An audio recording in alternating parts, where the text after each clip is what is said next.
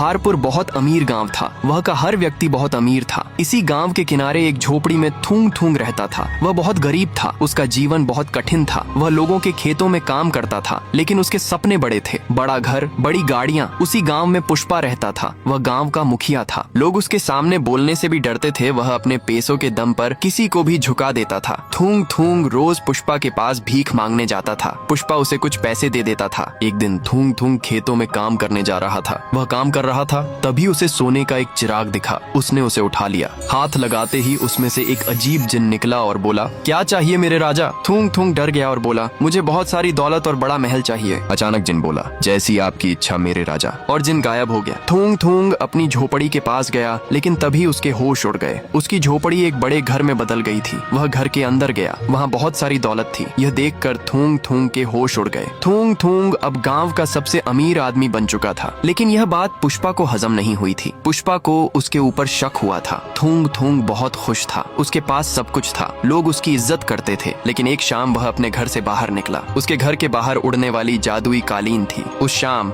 वह कालीन से आसमान में उड़ने लगा। तभी पुष्पा उसे देख लेता है। पुष्पा बोलता है, अच्छा तो ये राज है। पुष्पा को समझ आ जाता है कि थूंग थूंग के पास वह चिराग है। पुष्पा कहीं सालों से वही चिराग और कालीन ढूंढ रहा था। वह कई बार उस गुफा के पास भी गया और तांत्रिक के पास भी गया, लेकिन उसे वह चिराग नहीं मिला। उस शाम पुष्पा का लालच बढ़ जाता है। वह ठान लेता है कि वह थूंग थूंग से वह चिराग चुरा कर रहेगा।